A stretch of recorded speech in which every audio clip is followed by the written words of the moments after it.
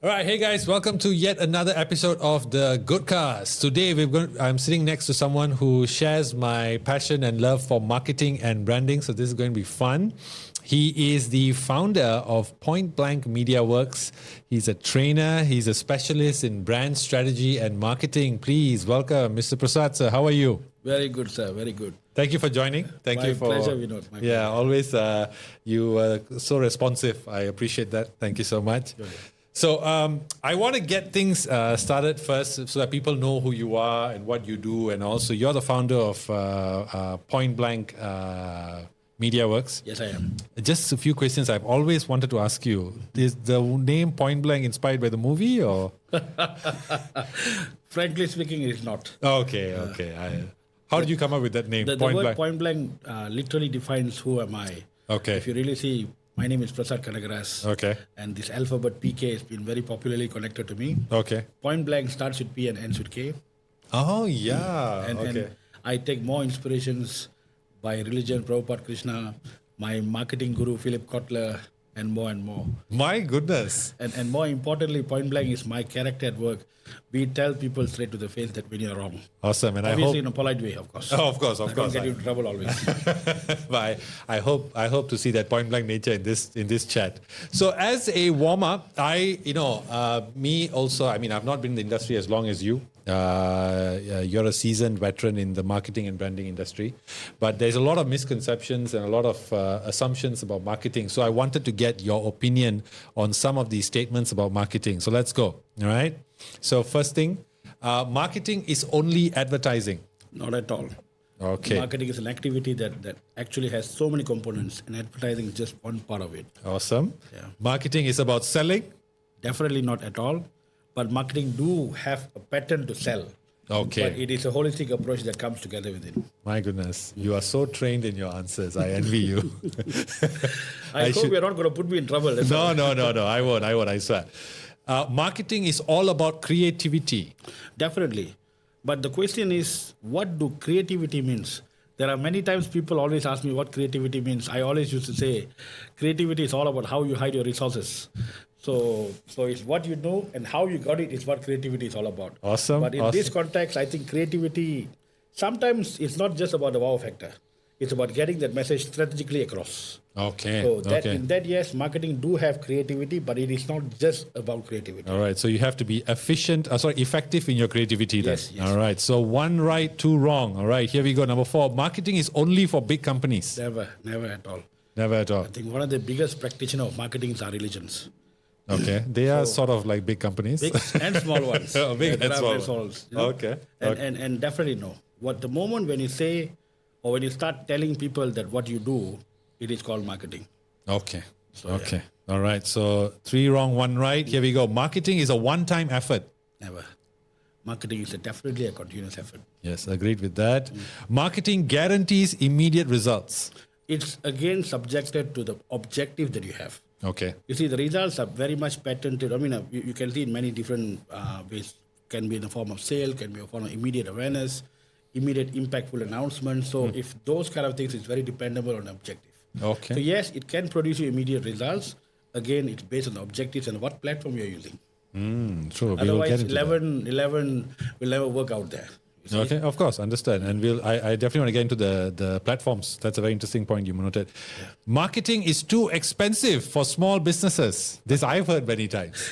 Well, this is a very controversial question because ever since the rise of digital, I feel the way people are, or rather marketers are planning their budget has been completely unfair. Okay. To the real industry. So I don't think so it's expensive. But if you know how to apply the concept of earn and spend, marketing can be made way much cheaper. Okay. Now, in that same context, if today's marketing is, I probably will say it more later as we speak, but if you know how to develop your own community, your marketing budgets eventually will go down because you don't have to keep advertising to communicate with customers. Especially once you have a brand. Definitely. Yeah. Last but not least, marketing is only about getting new customers. No, definitely. retention is one of the most important marketing plan. That's true. And customer management is definitely one of the most important principles in marketing. Yeah. So it's part of it, but not Definitely. the entirety. All right. So we got 2 correct of all of that. All right. So now let's go to branding for a bit. You're a branding expert as well. I've seen a lot of fun videos on your Facebook about branding. Now, so what I'm going to do is I'm going to basically this intro is about basically showing just how important proper branding is, right? Because you want to get the right message out, right? You want to attach the right message to that brand, to that name. So I'm going to name people and organizations, and I want you to sum it up in just one word. One word. All right, let's go. Okay, number You're 1. asking an Indian to come out with one word. Exactly. That's they say never give an Indian a mic. And here we've given 2 people. Yes. So this is going to take 2 hours. There we go. Yes. Okay, so number 1, Liverpool. Loyalty. Oh, God. Whatever. Manchester United. I know you're a fan of Manchester Yes, United. yes. But let me just make it diplomatically right for you. Yes, they are fighters. So you're saying Manchester United fighters? Fighters. Okay, I would disagree, but at But this I point... know that in your recent podcast, you say you're about to change to become a Getafe fan. Or Yes, something. I am. You're making a wise choice, by the way. Yeah, I got... You have no idea. Every day I get comments. All right, Rajinikanth. Superstar brand. Okay. Now going more local, right? Datuk Sri Anwar Ibrahim. No quitter. Okay. Tun Mahathir Mohamad. Depends on which version. So one of it is big thinker. Big thinker. How about the current version? I have no comment on that. Okay. The Malaysian Parliament. A very good people's evaluation platform. Really? Yeah. Even now? You will know whether they are good or not, funny or not, or serious or not, or impactful or not. They just are by funny. I gotta Most say. of the time. Most of the time. Shahid Sadiq. Future leaders, Okay. Khairi Jamaluddin. future prime minister. Oh, yes, that's true. I do agree with that. I hope so that happens. Perikatan Nasional. Strategic alliance. Okay. And last but not least, Pakatan Harapan. Align strategically. All right. So thank you so much. Now, staying on, I just want to get your view on now there's something that has been going on quite viral recently. So it's about this Singaporean, it involves a Singaporean e-hailing company, Tada. So what happened was basically there was a viral video on TikTok about this Chinese driver, e-hailing rider and his passenger, and he was throwing racial sentences at her. Just to quote what he said, people know that you are Indian, telling this passenger is Indian. I am Chinese. You are the very worst customer. To this uncle, I would like to say, your English is the very good. And one more thing, if you go to the Tada's website, you will see on their homepage, the landing page, this first sentence, with Tada, you can say goodbye to unfriendly services. So maybe they need to change their summary. Hire me then. Yes, hire Mr. Prasad. There we go. He's there.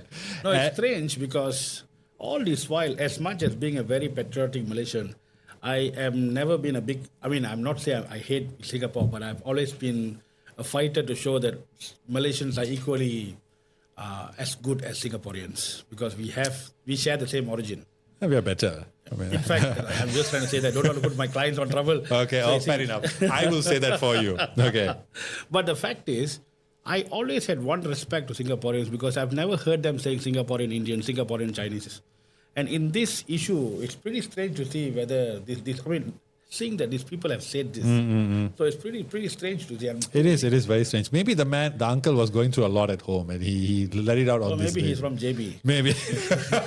That makes sense. He has the Malaysian name. Now, you specialize in crisis management. Right. So what would the advice be from you to Tada in dealing with this? Because this video has gone viral. I'm sure they'll have to come up with a statement pretty soon. Yeah. So what do you advise them to do to curb I think this? first and foremost, there should be 4 major steps that they should take. I would say, number one, they have to firmly now re-explain to the market what their beliefs is. Okay. Like for example, you have seen their taglines and stuff, right?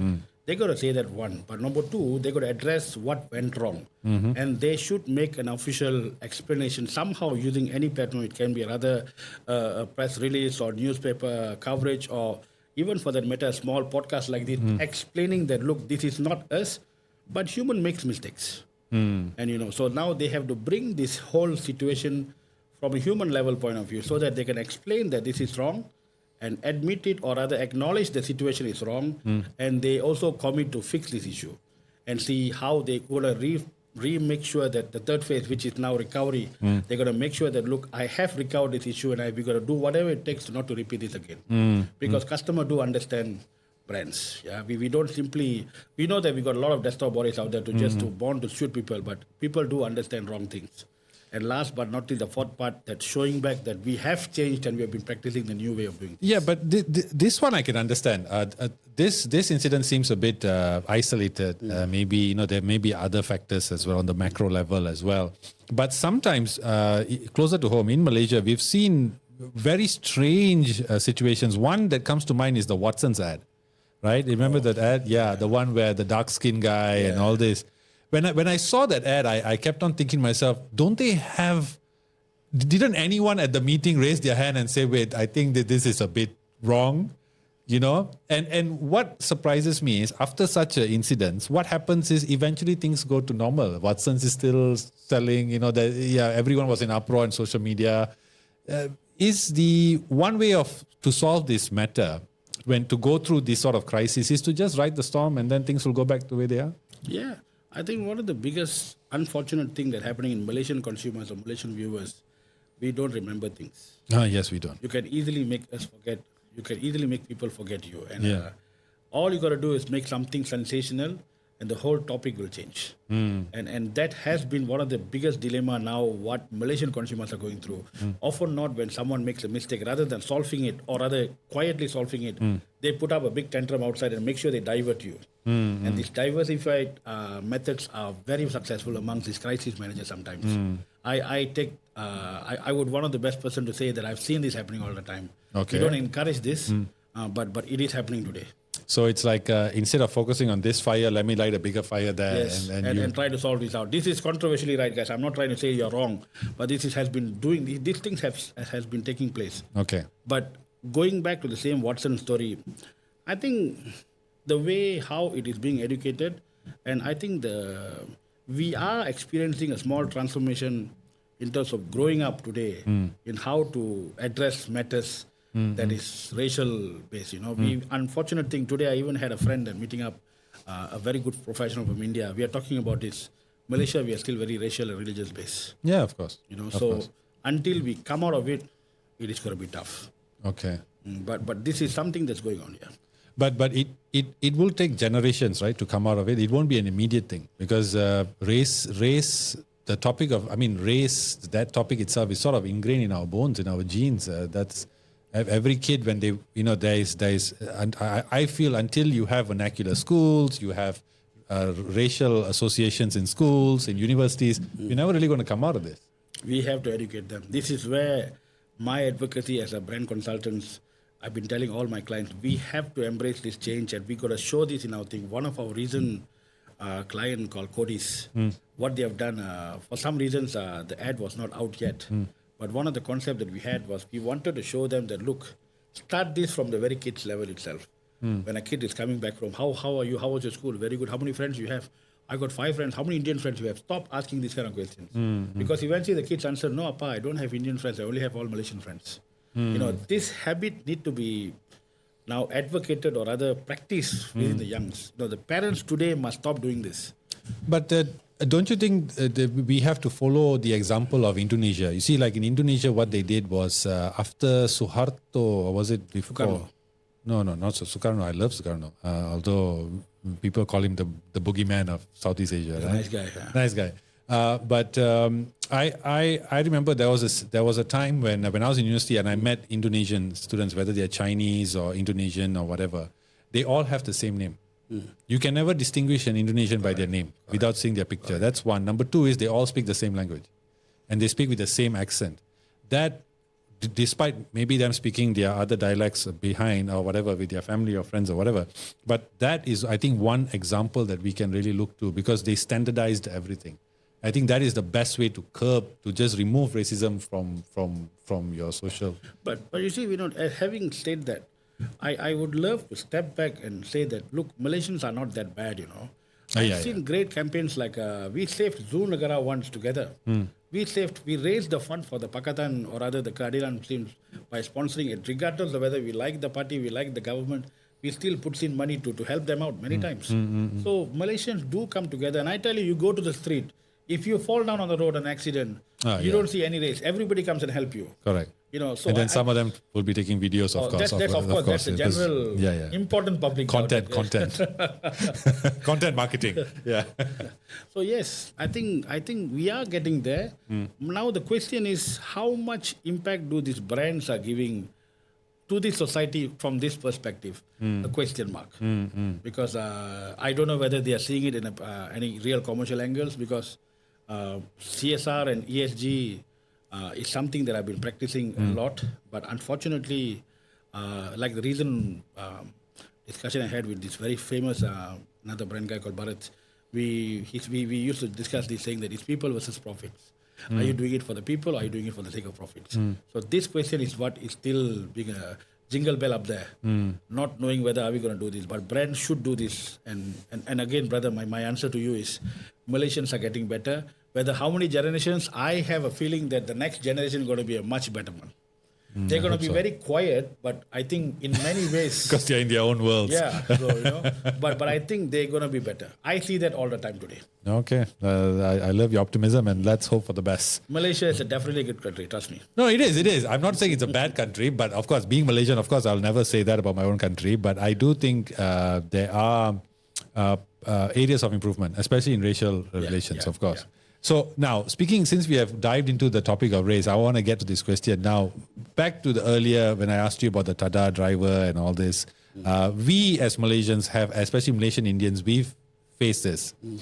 I've heard so much racial rhetoric, especially during election time, that it's sort of, I've become numb to it, right?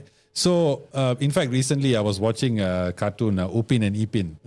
And there were two Indian characters in that cartoon, of course, supporting, obviously. And they all spoke with the same stereotype manner, which is the head bobs and the whole rata-ta-ta-ta, that sort of thing, right? Now, I have never met an Indian who talks like that. In fact, you will find way more eloquent English speakers amongst Indians as opposed to any other race. I'm willing to challenge that even, right, to say that. So do you think that the problem with our race is that we are suffering from poor branding? Can be. Maybe because we don't have enough platforms to actually show who we are and how good we are. So the TheGoodCast is one of them. Definitely. I'm impressed when I saw your TikToks and everything. Yeah. From the first time when I met you, I never had that any thoughts that you're going to be a very good podcaster. Actually. Oh, thank you. But in that sense, again, as I said, I think Indian community needs more exposure, and the current generations that is coming up, these kids in school, I think they are a way much better version. And then the attitude of reacting versus responding is what has made our brand worse. We often reacted to many issues rather than responding to it. Okay. So what's the difference? Like when someone comes after you, rather than keeping it cool and trying to handle it in a very diplomatic way, we start going and fighting. So, those small negative side of it has been the biggest brand that outshadows the good Indians out there we have in Malaysia. So I think this is the problem that I agree. The branding has been quite bad, or rather never been good, but it is getting better. All right, so it's time for the Malaysian Indian Council to call Prasath again, and I give you a good discount, man. Okay, so let's go into marketing. I think that was interesting. One of my favorite brands out there currently is there are many amazing marketing stories that I like. I love a lot of them, and I like to watch all these campaigns. One of them is Aviation Gym. Okay. Sorry, Aviation Gin, not Jim. Aviation Gin. It's a brand owned by Ryan Reynolds, the guy who played Deadpool. I loved it because I love the way he markets. He markets in a very candid, in a very natural way that sometimes it looks as though he's even making fun of his own brand. Himself, that you end up, falling in love with the brand. And if I were to see a bottle of Aviation Gin, I'm definitely buying it, right? What are your favorite marketing campaigns, brands, based on their marketing? I think first and foremost, Aviation Gin does a very nice experience driven marketing works. That's why they make you feel that you are connected to the work. So I'm definitely a big fan of them as well. But having said that, my favorite brands are tough question to answer. Too many. I rather have too many or I don't have any. Okay.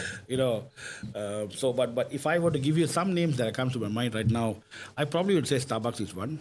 Starbucks, okay. Now, despite of somehow or other they have contributed a lot to my size, but I feel that they have. Are you a Starbucks lover? You buy a lot of Starbucks? You see, my merchandise of Starbucks is always. Okay. Did you have the black pink color? Did you buy it? Were you caught up in the craze? No, I don't. I don't go out of my way to get this. I go with convenience. Convenience. You expect me to stand in the queue? No way. No. So that is one. But I think having said that, I'm a big diehard fan of. I always quote this in my trainings and coaching sessions. I think Panadol and 7-Eleven is equally a very good combo of brands that I love. Okay. Number one, I think imagine during the digital days, before even the digital days, and how doctors lost the battle between Panadol and paracetamol. When you have headache, you know that I want Panadol. And when even the doctor say take a paracetamol, they will say no, it's okay, just give me the Panadol.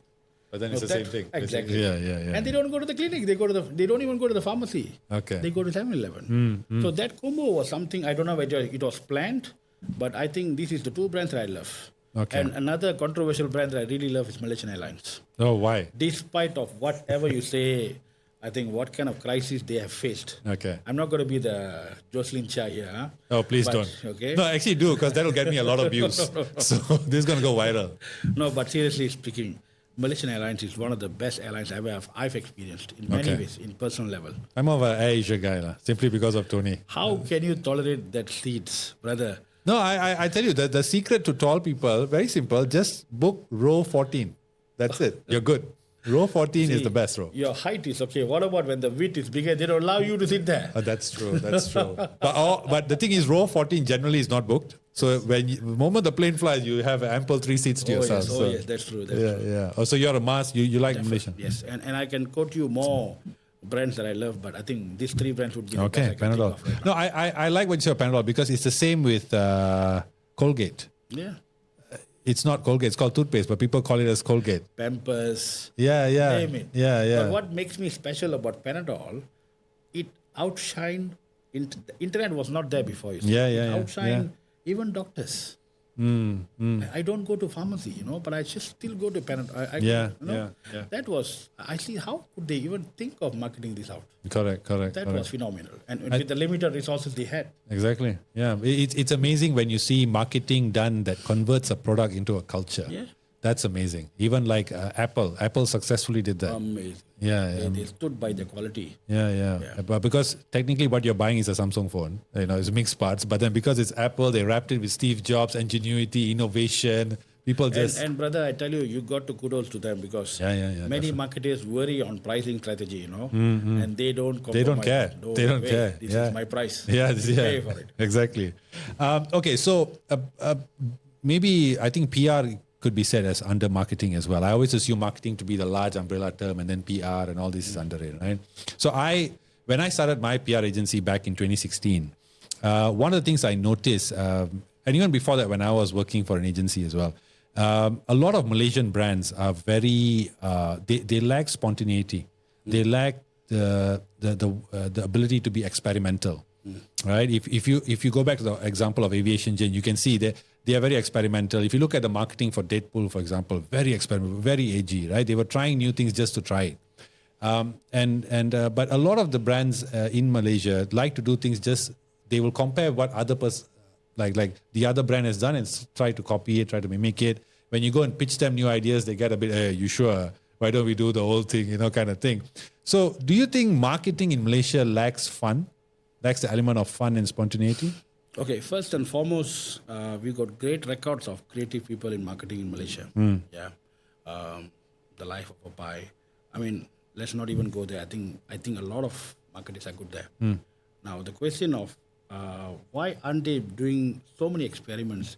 I think our downfall is, unlike India, the population is not in our hands. Okay. Now, when I say populations, because every single trial and every single creative attempt requests a budget. Okay. See, So when I don't have enough budget, I have to take risk. So when I talk about risk, it has to be so calculative where you have numbers to report. So I think most of the time marketers have that challenge, and they stick with what has worked before. And this copycat marketing comes in the radar of comparator analysis. So they see how these comparators. One of the most important thing, even when we do brand audit, we find out how do comparators advertise and market, so that we can understand the marketing intelligence before even maybe make our next move. So if this marketing patterns works, I see in what next I can do that I can still reach the same market. If I cannot, I am forced, or rather I'm encouraged to do the same pattern so that they don't want to take risks. So it's easier that way. Then. Yeah. So marketers is not the problem, but we have a situation analysis here where the market is such. So and the number of money we could spend versus how much you're going to earn is not the same. You put up a simple ad on India, you can get 1 million people just like that. But if you do the same thing here, you got to have multi-level languages to be used, multi-level tone of things to be used. Correct. Nando's ad will never work in Starbucks. Yeah. You see, so you got to. This is the problem. This is the challenges. It's not the people actually. Okay, fair enough. So it's a people problem and the budget. Fair enough. I guess that could be one of that. But I do think it would be fun if they took more chances, though. There are. You have seen so many brands out there, especially the small entrepreneurs are becoming more. You see TikTok, you see Instagrams. The way they are demonstrating their brands are very, very classic. Yeah, in fact, I think you can pick a few. One of them is that most recent example I would say would be, I mean, of course, Tony Fernandez did a bit of experimental things, a bit of AG, tongue-in-cheek kind of marketing, which I enjoyed. But recently, the Nasi Lemak Akka, the one that went viral. I thought she really did well because what she did was she capitalized on the need for drama.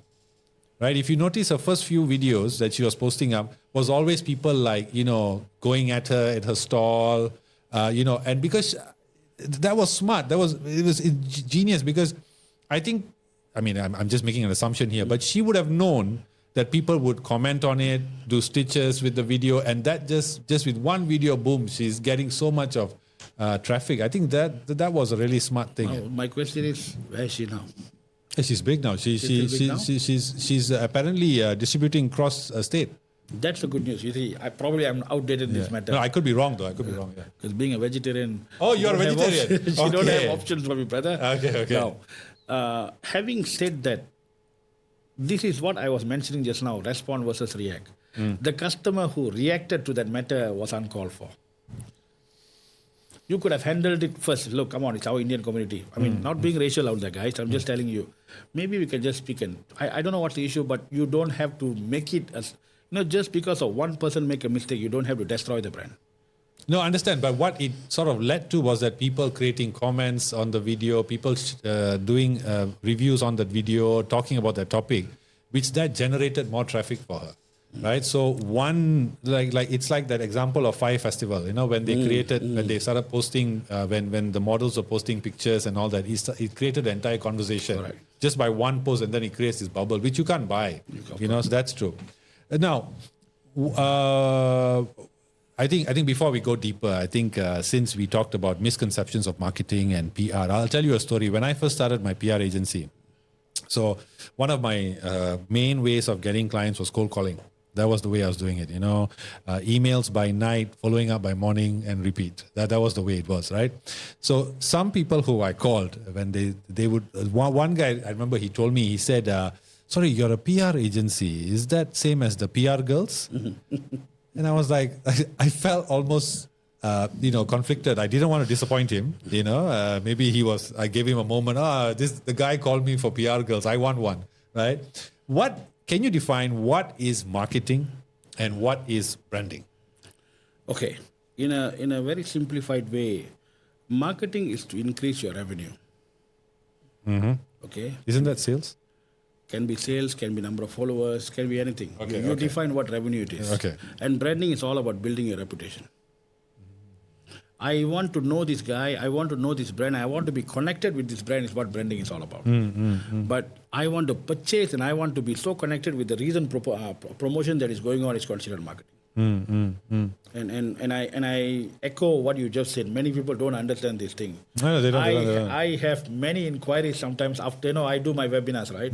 So every time after a webinar, PK, we would like to hire you. We want to do marketing. I said, okay, tell me what's the purpose of your brand? What exactly that you're trying to put up as a solution to the market? What is your purpose? So I want more sales. Okay, understand, sir. Understand. You want sales. I also want sales. Less, but what do you have for the people? It's not about what you sell. What is the solution they're giving to the brand? They are not holistically approached. So the mindset has been so sales driven.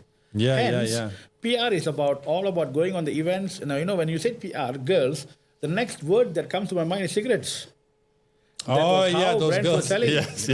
That's how they're selling. Okay. So this is the problem. So they need to know that, look, marketing is the biggest umbrella. But this is very subjective here. Many marketers out there, experts out there, they have their own perspectives. To me, branding is the most biggest thing. My reputation comes first. Now I have a marketing wing to communicate with you on the promotion and how to increase the sales. I got PR wings to make sure that I'm constantly communicating with you and telling you my growth. I got event wings to go on the floor and talk to you. I got my digital wing. Digital is considered as another new wing. Yeah, it is. That I'm constantly communicating with you. And I got my traditional, another wing that makes sure that all the other baby boomers that can't or rather get involved with these WhatsApps and social media to be still approached if this is my target market. So the divisions are very big today. No, it is. And in fact, it's interesting you say that, because when I was recently, I think that's when we met the first time. That time I was doing a small sort of influencer marketing agency. And, I've approached a lot of people and, again, looking for clients and all that kind of stuff. In terms of digital marketing, right, it is a game that requires patience and constant analysis on a daily basis, right? That's what it requires. But one thing that I find surprising is that a lot of people, a lot of businesses and all that don't understand this. In fact, if they do a digital campaign, and even those who are just doing it for the first time, if they do a digital campaign, they don't understand that you have to daily go into Facebook Meta. You have to assess how is the reaction to each ad. You have to do repeats. You have to re-edits. You have to A/B testing. You have to change the caption, change the image or the video or whatever. In fact, when I was looking for clients, one of the way I did was through social media, right, advertising. I had to change my creative, I think, 8 times before I got one that was that basically reduced my cost per engagement or cost per lead, right? So it takes that level, But so is it that companies, people out there are not educated on what marketing actually requires?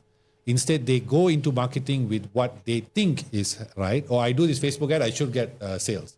So do you think that's the reason why there is a huge disconnect and why people are so suspicious of marketing? First and foremost, this is what I've been preaching. Digital marketing alone is never the solution. An integrated marketing, a combinative marketing is always the best way to go. Taking this to the next level, justifying by facts, the conversion rates by traditional mediums and also digital mediums are hugely different. Yes, definitely. You're talking about social media conversion, not even more than 5% sometimes. Now, taking it to the next level, you go out there, the moment I know Google can bring you to the whole world, but there are days or there are places where the internet cannot access, a flyer distribution still can go inside. But then does that work? Of course. Flyer distribution still work? Of course. Okay. Politicians make use of that all the time. My recent campaigns for the recent parliamentary elections, I did some work for my clients. I tell you, flyers works. Go to temple. Who are your clients? Oh. Can we get some inside information? No, don't put me in trouble. I know, that's why when I was doing the questioning, I was like, I shouldn't ask 2 obvious questions. Some clients are from the independent candidacy, but eventually they are about to join some parties that you may not want to know. Okay, fair enough. Okay, interesting. So tell me, fly marketing, Yes. So one of the most important things that I feel the digital marketing is lacking of is there is another huge scam is going on out there.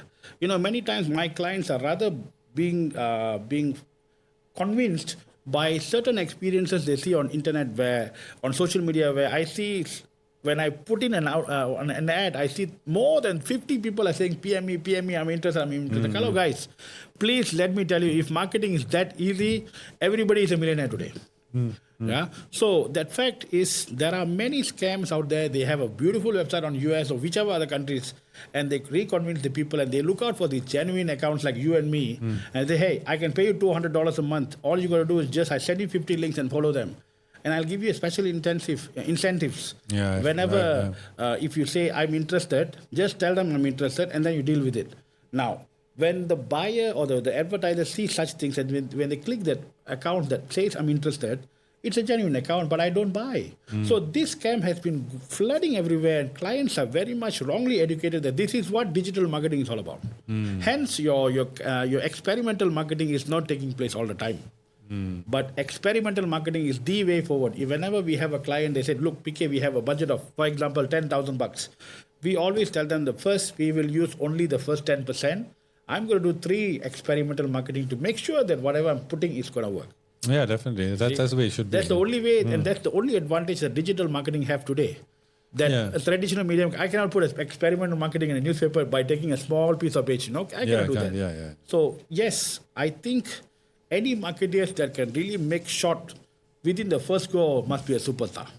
Because today's market with all kind of variations is not going to happen. It's very saturated with a lot of marketeers, a lot of companies. You have to stand out one way or the other. All right. Now, one thing that I had come across a lot is that I think previously when I was running my agency was there was a boom. I don't know whether it's still now because I'm out of it, but there was a boom of these businesses that basically rely on OEM products.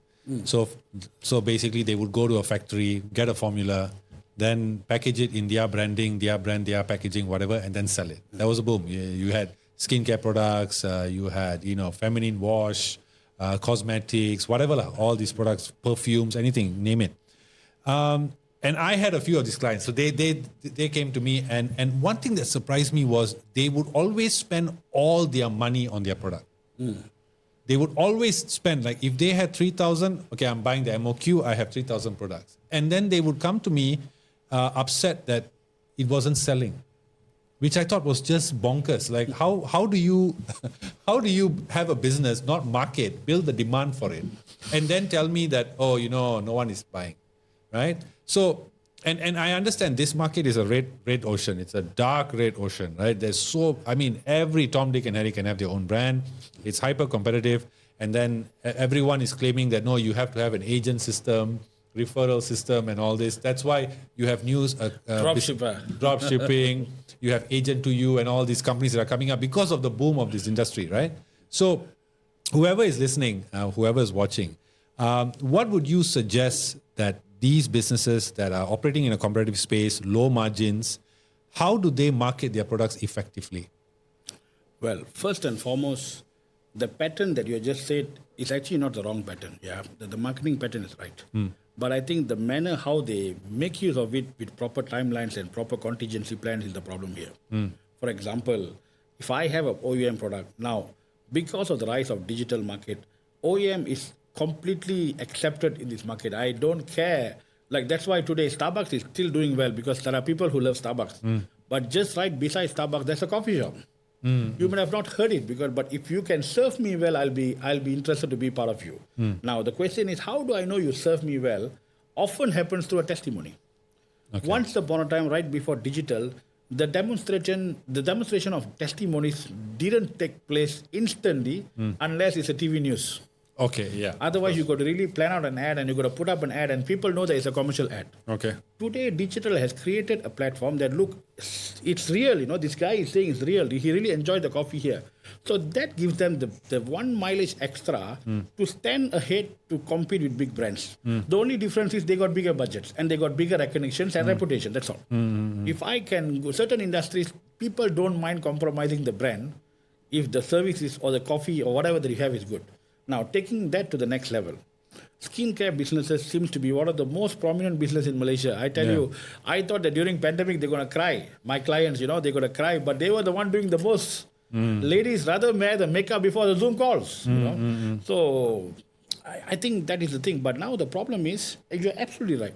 I think these entrepreneurs don't have the basis of how do I start this business, and more importantly, how do I make sure that its market is done? The marketing is done. So the first ever thing, you may want to split it into 3 simple things. I'll just make it. If you don't want to, I can go more detail about it. But number one, go ahead, please. You got to first educate your customers why your product is very important, and you got to create the hype first before you start committing to numbers. So I would rather say develop your own community first.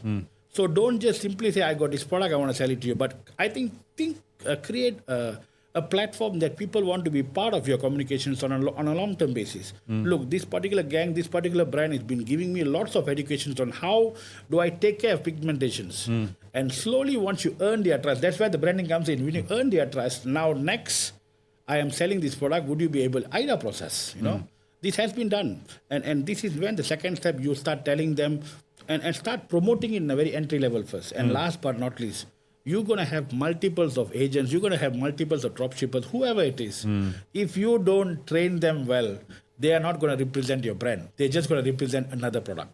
That's true. So now, the most important formula here is, how do you instill the brand in all the stakeholders so that the customer takes it very well? Like I always tell my customers, my other participants or students, marketing is not about showing how good you are or how smart you are, but marketing is all about making your customer feel smart. The moment the customer feels smart, trust me, man, your branding is done. Done, yeah. And that's the only activity that you should be focusing on. In the end of the day, is my customer very proud to be? Look at the Apple. We are proud to use Apple. Yeah. Apple users are crazy. Unfortunately, you are not proud to be a Menu fan today, you see? No, I am. Oh my God. No. I love Menu. Love.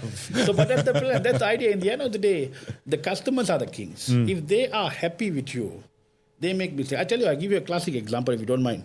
I was staying in this one hotel. I don't want to mention the brand name. I'm the last brand destroyer. Okay, brand criticizer. Yes. So I was in this beautiful hotel, and I think we truly understand that right after pandemic, they have so much of shortages of funds, and I think they need to have enough people and everything. It's tough time. Their food was amazing. Being a vegetarian, they served me so well. But that night, I stayed, and I so badly. I'm a person who drinks almost 6 liters of water every day. Yeah. 6 liters of water. Brother, trust me, I can compete with you just like that. Real water. I would lose. Don't think I'm Indian. I'm talking about. Water. I thought 6 liters of water. I know that drinking blood is in me, an Indian, Malaysian Indian. Yeah. But this is, I'm talking about real water. Okay, real water. Okay. Now, I was trying to call them to ask for a few bottles of mineral water. Brother, for almost 3 hours, nobody answered until I had to walk down with my sexy shorts and I got to tell them, guys, can I have some water? Okay. So when I leave the hotel, I was equally happy. So I told them, the general manager, I think one of the duty manager, I said, good, I had a fabulous training. I had a fabulous session here and I had a fabulous day. Thank you very much. You guys took care of me like a kid in the food. But my personal advice to you, I was trying to call you guys, I couldn't get you. I said, sorry, sir, you must understand the way. I truly understand. Now you see, branding, you have earned the respect and trust in me. But you make mistakes as a human, so I'm understanding. So I'm telling you, no problem. But brother, you may not have enough people in the restaurant because the damage may be just a small complaint that you are not being attended. Versus if I would have had something terrible, I'd have had heart attack or fall down in the room, your damage is going to be a bigger one. So think about this and be very purposeful when you do a brand planning. That's true. This is very important. True. That's very true. Very true. Now, speaking of branding, I feel that nowadays these businesses, these micro businesses that are coming up, one of the easier ways for them to get customers quickly, effectively, and with the less budget is using ambassadors. That's the best way. There are several TikTokers who've built the base, they build the trust, like doctors who, give medical advice, then boom, skincare product, and it sells because they have earned the trust of the followers. They have the title to suit and, it's a win-win. I have no critique of it because I think that's a good way. For me, in business, you have people like Tony Fernandez, Richard Branson, Ryan Reynolds, we talked about him. They all build their own brands, right? So how would a person, any individual, go about building their personal brand, which they could then go on to leverage their business on and make money? Okay. First and foremost, just to slightly backtrack a bit, talking about influencers, I think this word influencer is actually a better version of word of mouth marketing. Yes, true. It's a better version of word of mouth marketing. But now, people are slowly confused with the word influencer. Okay. There is a huge difference between celebrity marketing, key opinion leaders, and influencers. Oh, there is? Yes. Okay, what is the difference? Okay, let me just tell you. Celebrity marketing is all about you already have your big fame, and you already have your big community, where when the moment you mention about them or say, look, I trust this brand. For example, when I was in India, I was thrilled by this brand. I'm so sorry, I can't remember the brand name, but the famous cricket guy, Dhoni, has said that I trust this brand, and he gave us a signature there. Now, the whole India going to use this because I know this is a very remarkable brand because he's using his fame, and in that product packaging, his photo is there. Okay. You see, this is celebrity because I'm making sure he's famous. So celebrity's role is not to convince you that the product is good, but to show you that, look, this product can be trusted and it's equally famous. Now, I can make an awareness campaign through a celebrity marketing, but key opinion leaders are the people. I think let's take our fabulous Chef One. If Chef One talks about a car tire, you may not trust him as much, and he says that you should try this brand of food. Of course. Because that's when the key opinion leadership comes in. Because I'm an expert and I'm telling you that, imagine if I'm telling you should go to this gym. Will you believe? Obviously not for my size, But if I talk about branding, probably you might believe me. Don't ask me questions I can't answer. You're obliged not to answer. Now, that's the point. But so they are supposed to influence you by the actual expertise behind their scene. Okay. Now, micro-influencers and influencers are those people that is not famous, but rather have a lot of people behind them because originally the people are now following them. It can be a fake or virtual people or whatever it is. So these people are the people. Imagine now I give you this classic campaign. Let's say one of these politicians is coming out big time in Kota Damansara. Now, one celebrity is saying that, hey, this guy is good. That means it doesn't mean that people are going to vote for him. And key opinion leader says, hey, look, I have been working in this business, and because of his mindsets, I think this guy can make a big leadership and an impact in our community.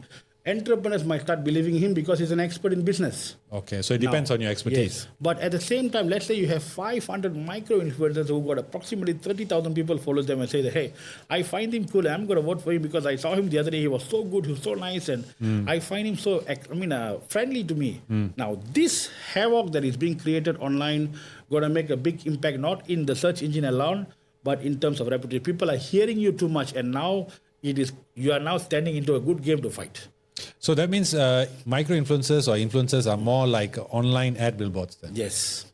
Okay. You cannot expect, but like again, these key opinion leaders and these influencers, micro-influencers has this another center between, we call it influencers. This is the people that actually takes responsibilities of promoting it. Now, what my fear or rather my concerns is most of the time I see influencers are not committed. When I say this product is good, tomorrow I cannot go and say comparative product is equally good. At least you don't condemn this. Yes, they don't stand by it. Part. Yes, that part is true because they just, some of them are just forced by the dollar. They say, okay, Pepsi is good and then next week Coke is better. Perhaps, brother, people like you should, or even we can do this together, educate these influencers, give them a proper training to tell them that, look, how do you represent a brand ethically? Yeah, I think that's a good idea because brands are, I used to do this. I supposed to come out with an influencer program. I think I told you, called Beep Social, remember? Yeah. I almost have 500 influencers well thought to do this, and this is how you represent a brand so that you can commercially make money and help the society to make sure that they get the best products. Fair enough. That is the missing point in this whole thing. No, but then again, how do you go about building your own personal brand? Now, personal brand is all about just another brand, brother. Now, what exactly personal brand is all about? You need to first decide what's your market niche. What do you want to be known for? I always ask this question to anybody. You can be a lecturer, you can be an entrepreneur, and you can be also an influencer. But now the question is, in the market, what do you want to be known for? PK, I want to be known for everything. Then everybody will remember you for everything. Now, the question is, will people really remember you for everything? Okay. Tony Fernandez is well known not because of his musical industry. Tony Fernandez is known as a airline. That's it. You cannot remember somebody that is completely jack of all trades. So first and foremost, you find your niche and make sure that you are very pertinent about it. Do not accept, like for example, sometimes I have received some awards that is irrelevant to my profession. I tell them, thank you very much. Okay. You can keep that with you. Okay. Because I want to be recognized as who am I. Okay. So even in my, so that people will remember PK as a branding guy. Now that is my marketing. So just like that, everybody must have a niche, number one. Number two, you got to be well-versed and consistent in the way you demonstrate yourself. So now, when I say demonstrate, sometimes I see great trainers, but you see their Facebook and LinkedIn, or even for that matter, LinkedIn, they talk about from the very cooking they do at home until they go to bed. I think kidnappers are the target market. So don't come and blame me that people are kidnapping me, So I think you have to have a very strategic content. Please remember, social media is not for you to go and tell. For that matter, LinkedIn is the only social media, so far as I know, that allows and encourages people who you don't know to be connected. That's why they call it connections. Connections, yeah. Facebook has never said you go and meet people that you don't know. Right. So in this matter, do not put content that is irrelevant. If you want to be known for something, be consistent on that, number two, your content planning. But then wouldn't that bore your listeners? Because it's like this. I always found people who claim to be fans of death metal or heavy metal music, right? They only listen, they wear the black and all this. I also enjoy heavy metal music, but I can't listen to it all the time. At night, I want to listen to something a bit more slow, a bit more mellow. Maybe in the morning, I want to listen to something else. We don't have just one passion, right? We are one interest. Absolutely right. The content that I'm talking about right here is, number one, you got to establish who you are with them. Earn the respect, branding.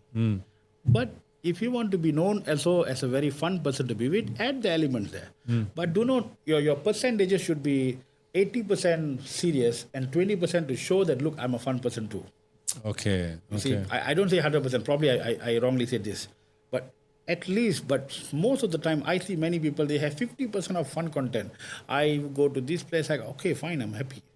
But in between, where do you show that you are a serious, you want me to follow you for what? And remember, that is when the moment you talk about personal brand, now you're talking corporate. You have a responsibility to communicate. If you don't want to have a personal brand, then do whatever you want. Then some people say, can I have 2 accounts? Don't do that as well. I think it's going to be time consuming. Yeah, exactly. But have a ratio of 80-20, maximum 70-30.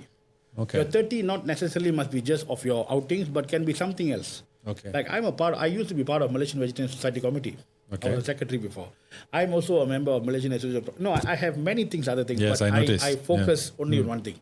People just need to know me for branding. Once they know me more, they become my friend circle. They will eventually know more who am I further.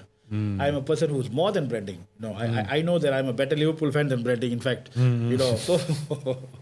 that's the thing. So number one, so you must know you must know your lane, and then you stick with it. And who do you target? Who do you want to be known for? So what do you want to be known for, and who should be knowing you for that? Okay. Now, what are they, and what kind of audience are they, and which platform are they involved actively? Be part of the platform. That's simple as that. Okay, fair enough. I think that's very true. You have to be known as the master of something before you're, okay. And one of the most powerful personal branding activity today is networking. So you got to be part of some networks. I'm not saying that you must join this active networking like BNI, those things. I'm not saying that. You can if you have time. But I think more importantly, it's about being part of associations. No, you are absolutely right. I when I was in business, I in fact, just recently, I joined a company. When I was in business, I was more like a lone ranger, one-man army kind of thing, get clients and all that on my own, right? But then when I mingle with people who are very successful business guys, right, I see the benefit of network. It makes things, I think, 90% easier. You are becoming an industrialist. Yes, you become, oh my God, it's so easy. I'm like, what was all the hard work for? Yeah, you know what I mean? It's so easy. They know people here, they know people there. They can connect the dots and boom, they're off the races. And it is important, definitely important. It is very important. You know what, brother? One of the most important things that people don't practice, I see you, I exchange your cards, and that's about it. I don't follow up with you. And I don't find a mechanism to keep making sure that you know that I'm alive. I'm still involved in industry. Either an email blast or any form of, even for that matter, festive greetings. Sorry, when you ask me one of my favorite brands, Petronas is definitely one of it. Because of their festive. Yeah, especially with, what's the name? Yasmin. Oh, she's a legend. She's one of the God's given gift to Malaysia. Yeah, I used to love her advertisements. Yeah, Petronas is awesome. Even now, her advertisement is still one of the best in town. But she passed away, right?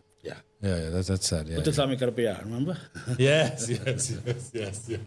Oh, so the following up, or rather keeping everybody informed that I'm still around in this industry, that mechanism, regardless whether it's from Facebook or LinkedIn or email blast, is important, very important, so that your personal brand works better. Oh, nice.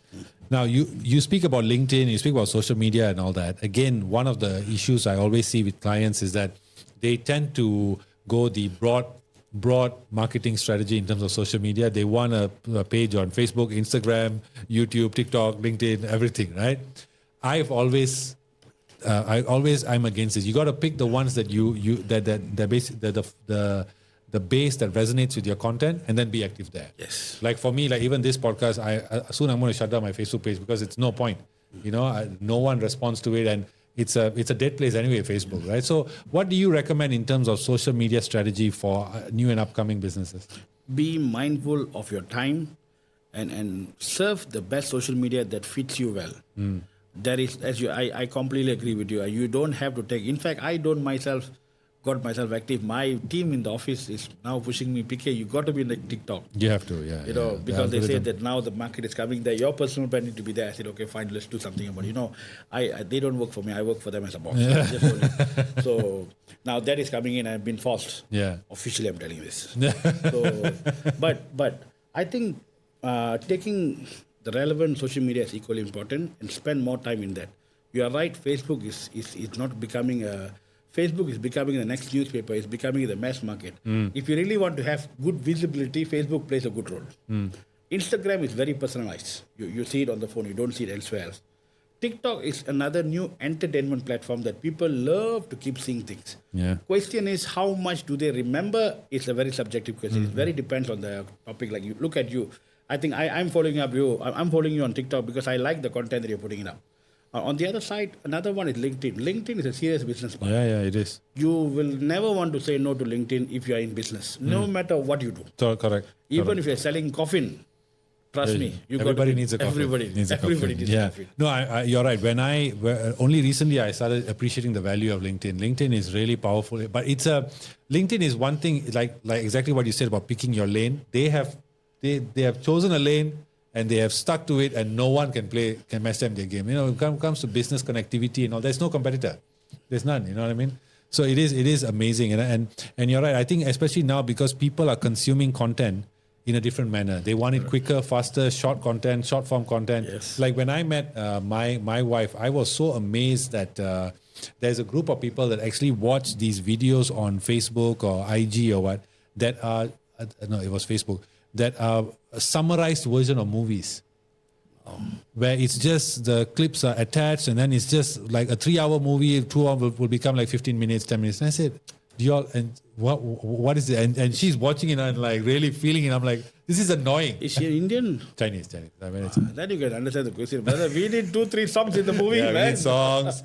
we need entries, some mass scenes. Yeah, slow motion. Yeah, that's true. Yeah, you're absolutely right. This is a race thing. Now, unfortunately we've come to the end. I think this conversation could have dragged on for 3 hours. I think really fun talking to a marketeer.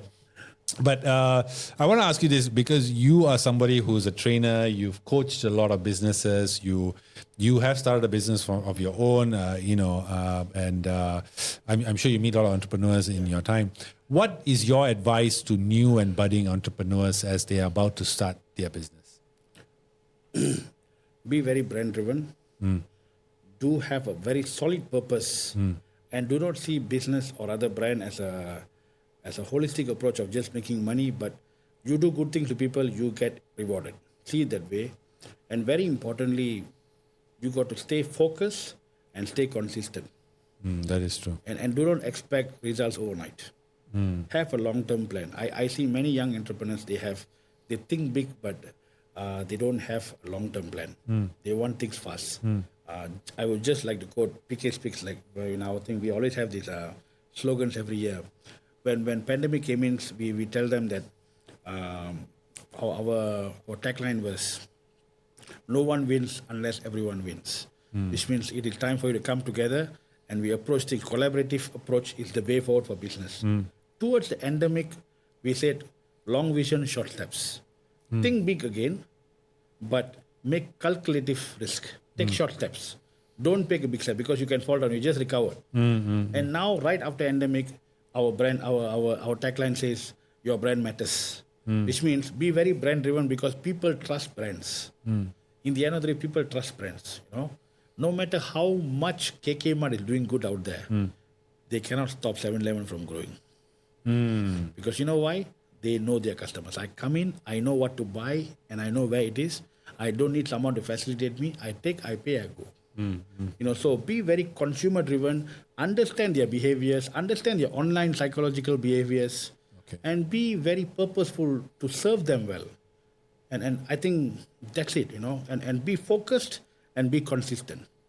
Keep feeding them information. It's not just, and I tell you, have a very good mix of content that not just saying that I sell this, but why you should buy me, what is my story, what is my inspiration, inspire them, what you should know about the things, happy Deepavali, all these things should come in mix. That's going to make a customer to really feel connected to you.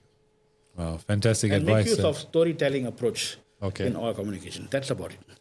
All right. Thank you very much, PK. That's amazing advice. I really enjoyed this conversation. Unfortunately, because time and I have a meeting at 10. So I want to say thank you all so much for watching. Please follow Prasath on Point Blank Media Works. He's on Facebook, he's on Instagram, he's on LinkedIn.